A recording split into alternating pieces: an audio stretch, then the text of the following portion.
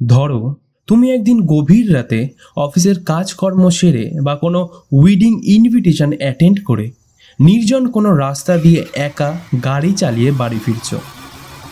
বাড়িতে পৌঁছে তুমি যখন প্রবেশ করছো তখন তুমি একাই নয়, তোমার সাথে আরও একটা এনটিটি প্রবেশ করলো, যার উপস্থিতি তুমি তখন গুণাক করেও টের পেলে না। কিন্তু শোয়ার পর হঠাৎ তুমি তোমার প্রিয়জনের মুখে এমন কিছু দেখলে যেটা দেখে তুমি আঁতকে উঠলে। এই ঘটনাটা আমায় যিনি পাঠিয়েছেন তার ছেলের সাথেই ঘটনাটা ঘটেছে এবং তিনি তার প্রত্যক্ষদর্শী। ঘটনাটা যেরকম ভয়ঙ্কর তার সাথেও অনেক বেশি ইউনিক। তাই বেশি দেরি না করে সরাসরি যাই ঘটনায়। তার আগে বলে রাখি, যারা নতুন আছো তারা অবশ্যই চ্যানেল সাবস্ক্রাইব করে দিও, কারণ এরমই ভয়ঙ্কর ও ইউনিক ভৌতিক ঘটনা নিয়ে আমরা প্রত্যেক মঙ্গল ও শনিবার চলে আসি। এবার যাই ঘটনায়।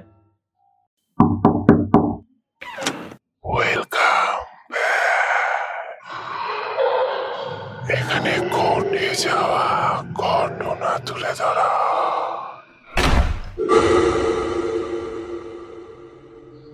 সাঁতরাগাছি রেলওয়ে স্টেশন থেকে কিছুটা ভেতরে আমাদের বাড়ি।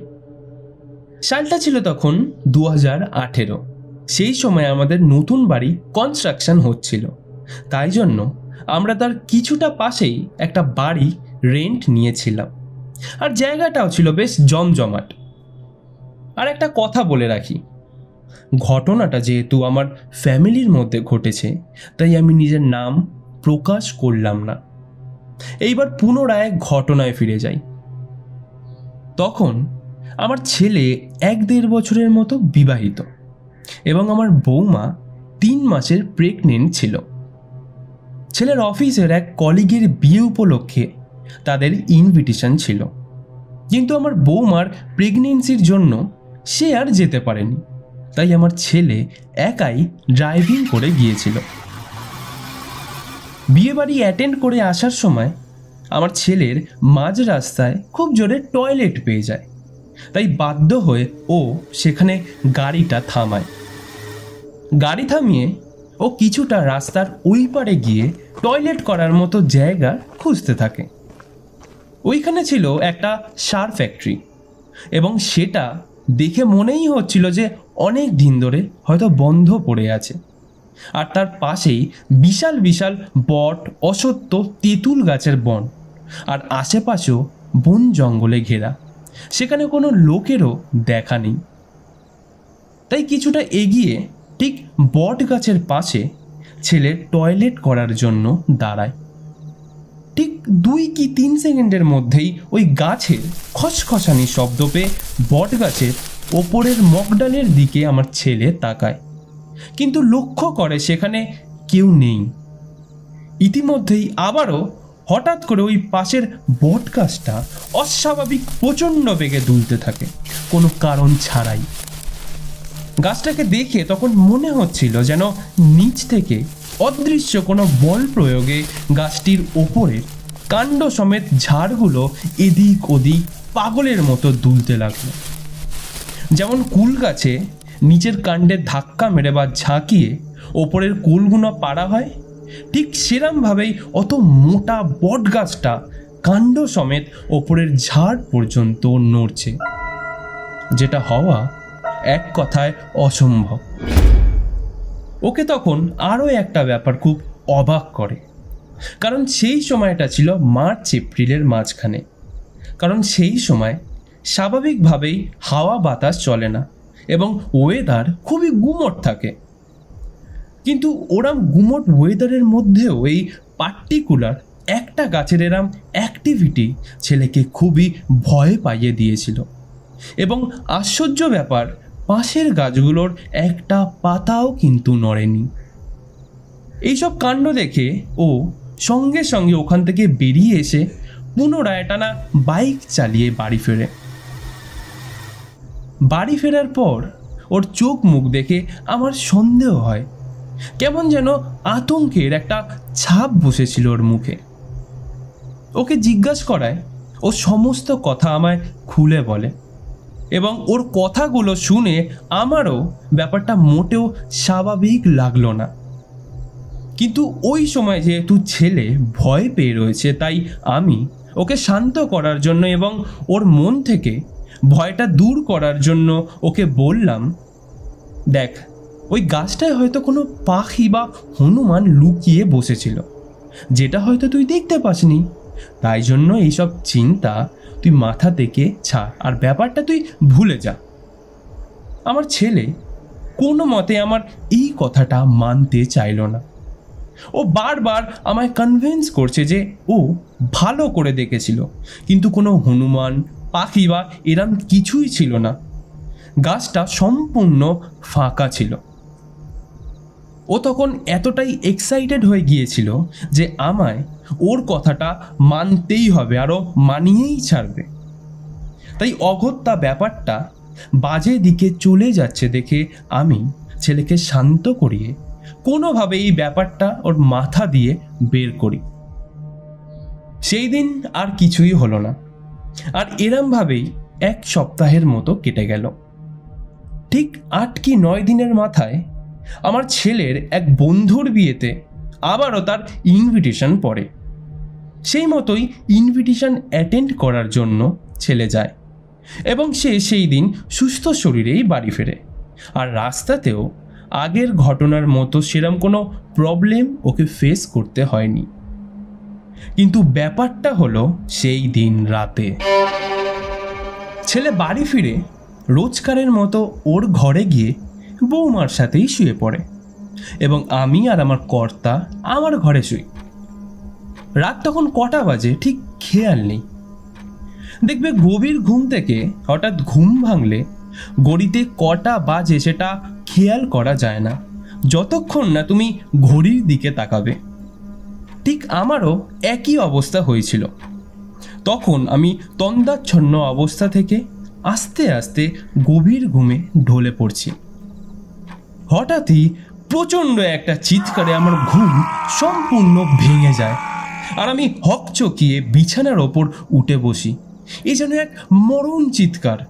এত জোরে চিৎকারটা হয়েছিল যেন আমার কান ফেটে যাওয়ার উপক্রম। কিছুটা ধাতস্থ হয়ে আমি বুঝতে পারি এই চিৎকারটা আমার ছেলের ঘর থেকে এসেছে। কেমন জানি বুকটা ছ্যাঁত করে উঠল। তাই সঙ্গে সঙ্গে আমি ওর ঘরের দিকে দৌড়ে যাই কি হয়েছে দেখার জন্য।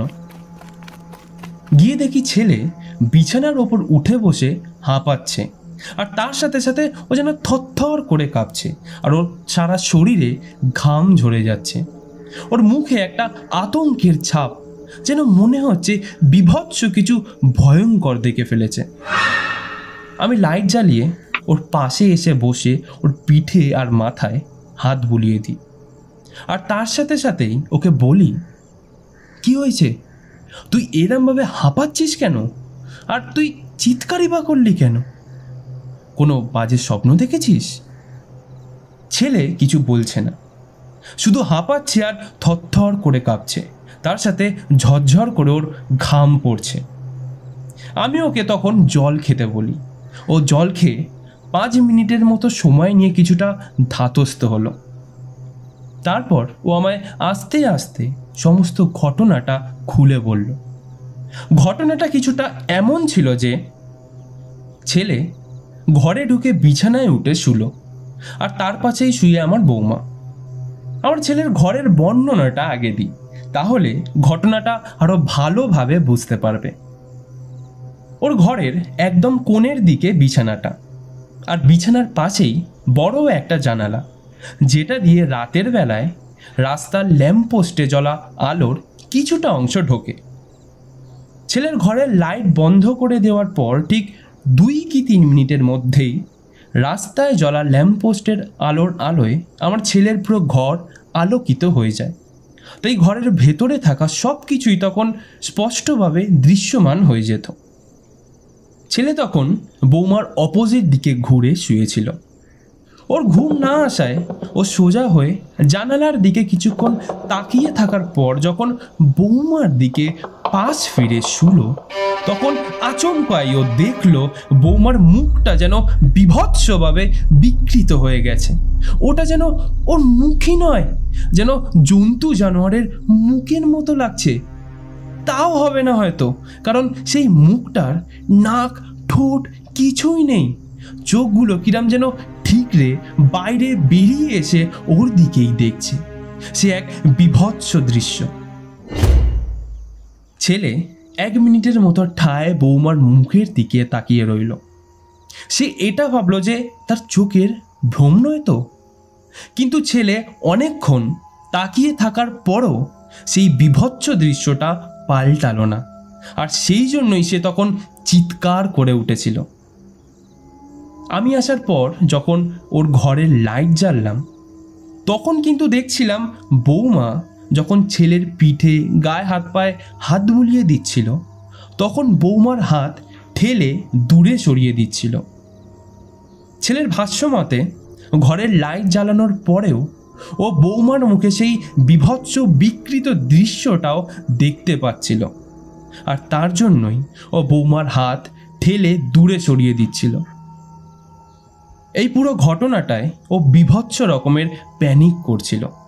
তাই জন্যই ওর ভয় কমানোর জন্য আমি বললাম, তোর ভ্রম ছিল এটা, তাই জন্যই হয়তো তুই ওর মুখে এরম একটা ভয়ানক দৃশ্য কল্পনা করেছিস। তুই এগুলো ভুলে যা, শুয়ে পড়। আমার ছেলে কিছুতেই আমার এই কথাটা মানল না। ও বলল যে এটা আমার ভ্রম বা কল্পনা হতেই পারে না, কারণ আমি ঘুমোইনি যে এটা আমার ভ্রম হবে বা কল্পনা হবে। উপরন্তু আমি ওর মুখের দিকে অনেকক্ষণ ধরে তাকিয়েছিলাম, কিন্তু এই বীভৎস দৃশ্য আমি বারবার দেখতে পেয়েছি ওর মুখে। ও এই কথাটা এতটা জোর দিয়ে বলল যে আমরাও আর ডিনাই করতে পারলাম না। কিন্তু আমি সেই রাতের জন্য ওকে কোনো মতে বুঝিয়ে সুজিয়ে ঘুম পাড়িয়ে দিই। কিন্তু আমার মনের কোনো একটা কোণে এই ঘটনাটা ভয় ধরিয়ে দিয়েছিল। এটা হতেই পারে, কারণ অনুষ্ঠান বাড়িতে গেলে আমরা খাওয়া দাওয়ার পরে মুখ ভালো করে জল দিয়ে না ধুয়েই কোনো মতে টিস্যু পেপার দিয়ে মুছে নিই, এবং আমাদের জামা কাপড়েও এঁটো পড়ে যায়, যার জন্য আমাদের সাথে অনেক ক্ষেত্রে খারাপ এন্টিটিও ঘরে প্রবেশ করে। তারপর দিন ছেলের সাথে ঘটে যাওয়া এই ব্যাপারটা নিয়ে আমার এক দাদার সাথে আমি ডিসকাস করি। আসলে উনি ছিলেন খুবই আধ্যাত্মিক একজন মানুষ এবং মায়ের পুজো অর্চনা নিয়েই থাকতেন সবসময়। তাই জন্যই ওনাকে ফোন করে ছেলের কথা বললে উনি ওনার রিচুয়ালস অর্থাৎ ধ্যান বা ওই টাইপের কিছু, মানে যেগুলো করে ওনারা এইসব কাজের কারণ বলতে পারেন, সেটা করেই তিনি আমায় জানালেন যে আমার ছেলে সেই দিন রাতে যেটা দেখেছিল সেটা একদমই ঠিক দেখেছিল। সেটার মধ্যে একটুও ভ্রম বা কল্পনা ছিল না, কারণ সেই দিন বিয়ে বাড়ি থেকে ড্রাইভিং করে ফেরার পথে রাস্তায় পড়ে থাকা কোনো পশুর শরীরের কোনো কাটা অংশের ওপর থেকে গাড়ি চালিয়ে সে চলে এসেছিল। যেমন ধরো রাস্তায় কোনো পশুর অ্যাক্সিডেন্ট হলে তার শরীরের অংশগুলো বিচ্ছিন্নভাবে এখানে ওখানে ছড়িয়ে পড়ে থাকে, ঠিক সেরামই কোনো পশুর শরীরের কোনো অংশের ওপর দিয়ে ও গাড়ি চালিয়ে দিয়েছিল, আর সেই জন্যই সেই পশুর অতৃপ্ত আত্মা ওর সাথে সাথেই ঘরে চলে এসেছিল। এমনিতেই আমার ছেলে কুকুর থেকে শুরু করে বেড়াল এবং বিভিন্ন পশু পাখিদের খুব ভালোবাসত, আর তাদের দেখলেই ও খেতে দিত সবসময়। আসলে একটা ঘটনা ঘটেছিল, তারপর থেকেই স্ট্রিট ডগদের সাথে ওর একটা আলাদা লেভেলের অ্যাটাচমেন্ট তৈরি হয়ে যায়। ঘটনাটা ছিল কিছুটা এরম, আমার ছেলে তখন সবে সবে কল সেন্টারে কাজে ঢুকেছিল। বুঝতেই পারছো এই কাজে কতটা চাপ থাকে, আর তার ওপর বেশিরভাগ দিন কোনো সময়ের ঠিক থাকতো না। সেই দিন অনেক রাত পর্যন্ত কাজ থাকার জন্য ফিরতে ফিরতে অনেক দেরি হয়ে যায়, তাও 12:30 কি 1টা এরম সময় হবে। দেখবে সাদরাগাছির ওই পারে কিছুটা ঢুকলেই অনেকগুলো প্রেসের কোয়ার্টার আছে, আর জায়গাগুলো খুবই শুনশান। তখন ওইসব জায়গায় নাকি শুনেছি প্রায়শই খুন খারাপি হতো, আর মাঝের মধ্যে বডিও পড়ে থাকতে দেখা যেত। তাই ওই জায়গাটা রাতের বেলায় একদম নির্জন থাকতো। যাই হোক, একদিন ছেলে রাতের বেলায় ওই জায়গা দিয়ে আসার সময় অনুভব করে ওর পিছন দিয়ে কেউ একজন সিটি বাজাতে বাজাতে ওর দিকেই দৌড়ে আসছে, কিন্তু ও তৎক্ষণাৎ পিছন ঘুরলে দেখে যে কেউ নেই। এই ঘটনাটা 2-3 বার হওয়ার পরে ও ওখানকার কুকুরদের বিস্কুট টিস্কুট খেতে দিত, যাতে ওই কুকুরগুলো ওর সাথে সাথেই বাড়ি পর্যন্ত আসে। এবং তারপর থেকে কিন্তু ও ওই কোয়ার্টারের আশেপাশে আর কোনো কিছু অনুভব করেনি।